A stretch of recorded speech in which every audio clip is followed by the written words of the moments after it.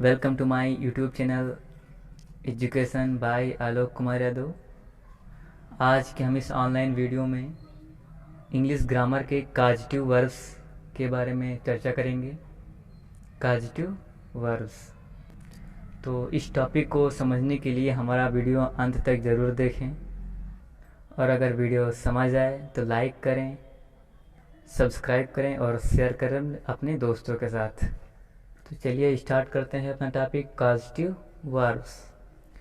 तो ऐसे वर्ब्स में क्या होता है कि जब कर्ता किसी कार्य को स्वयं ना करके किसी अन्य व्यक्ति से कराता है या करने की प्रेरणा देता है तो वाक्य की क्रिया प्रेरणार्थक क्रिया अर्थात पॉजिटिव वर्ब होती है। और ऐसे वाक्य में गेट, हैव, काज, मेक आदि क्रियाओं की सहायता से बनाए जाते हैं। अर्थात जब कर्ता किसी कार्य को अर्थात जब सब्जेक्ट कोई कार्य को स्वयं ना करता है और किसी अन्य से कराता है या करने के लिए प्रेरित करता है तो वाक्य में गॉट, हैव, काज, मेक आदि क्रियाओं की सहायता से सेंटेंस बनाते हैं। तो हमें सेंटेंस में got, have, cause, make sentence का उपयोग करके वाक्य बनाना होगा। तो चलिए इसके एग्जाम्पल के द्वारा हम समझते हैं।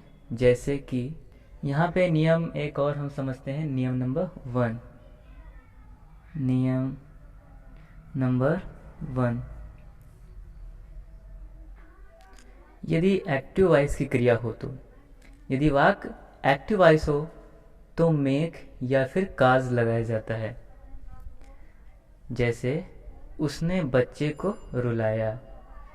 यदि एक्टिव वॉइस की क्रिया हो तो मेक या काज लगाते हैं। जैसे उसने बच्चे को रुलाया। तो यहाँ देखते हैं कि जब कर्ता किसी कार्य को स्वयं ना करके किसी अन्य से कराता है अर्थात उसने बच्चे को रुलाया अर्थात कर्ता के द्वारा दूसरे को कार्य किया गया, उसने बच्चे को रुलाया। तो हम इसको पहले हम मेक के प्रयोग से बनाएंगे और फिर काज के प्रयोग से बनाएंगे। ये सेंटेंस दो प्रकार से बनेगा। तो पहला है उसने बच्चे को रुलाया, ही। अब यहाँ पे हमें मेक, लेकिन हम यहाँ पे देखते हैं रुलाया, ये कौन सा टेंस है? पास्ट टेंस है। तो he made the child, he made the child. और अंत में वर्ब लिखना है, रुलाना वर्ब। तो weep, he made the child weep. और हम इसी सेंटेंस को काज से बनाएंगे, काज। तो क्या होगा? ही caused the child to weep। तो यहाँ पे आप सबने नोटिस किया होगा कि यहाँ पे टू मैंने नहीं लगाया और यहाँ पे टू लगाया। तो अगर क्रिया अगर हम मेक सब वर्ड को यूज कर रहे हैं तो यहाँ पे टू नहीं लगाते। अगर काज का प्रयोग कर रहे हैं, काज्ड, तो यहाँ पे हम वर्ब के पहले टू का प्रयोग करेंगे। ओके। एंड नेक्स्ट नियम नंबर 2, यदि क्रिया पैसिव वॉइस में हो तो गेट या हैव का यूज करते हैं और साथ ही मूल क्रिया वर्ब का थर्ड फॉर्म का भी प्रयोग करते हैं। तो यहाँ पे ये दिया गया कि यदि वर्ब या क्रिया पैसिव वॉइस में हो तो गेट या हैव का प्रयोग करते हैं। वहाँ पे क्या करते थे? मेड और काज्ड का यूज करते थे, मेक और काज। यहाँ पे गेट एंड हैव का यूज करेंगे। जैसे मैंने एक पत्र लिखवाया, मैंने एक पत्र लिखवाया अर्थात मैंने दूसरे से पत्र लिखवाया। यह पैसिव वॉइस में है कि मैंने किसी के द्वारा पत्र लिखवाया। तो क्या बना देंगे हम? आई। अब हमें गेट या फिर हैव का प्रयोग करना है। तो I got a letter, I got a letter written।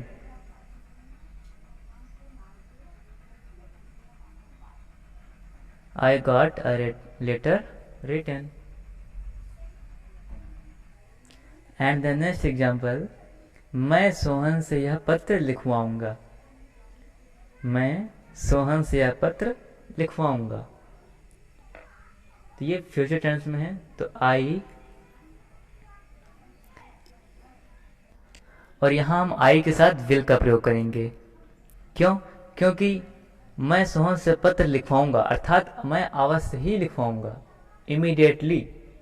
तो जहाँ पे धमकी या फिर आवश्यकता पे जोर दिया जाए वहाँ आई के साथ चेंज कर देते हैं, आई के साथ विल का प्रयोग कर देते हैं। तो आई विल गेट यह पत्र, this letter, I will get this letter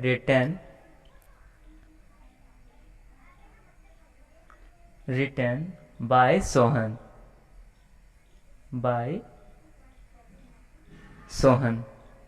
Okay, then I will get this letter written by Sohan.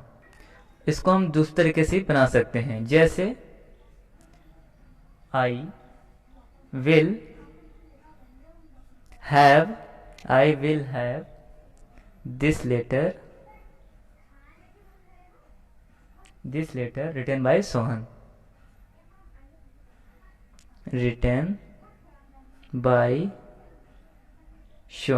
Okay. तो हम यहाँ पे गेट का प्रयोग से बना सकते हैं और हैव के प्रयोग से बना सकते हैं। तो I will have this letter written by Sohan. तो ऐसे ही आप और एग्जाम्पल बना सकते हैं, एक्टिव वॉइस के भी और पैसिव वॉइस के, जिसमें कर्ता स्वयं कार्य ना करके दूसरे से कार्य करवाता है। सो आशा करता हूँ कि आपको ये वीडियो समझ आया होगा। So thank you for watching.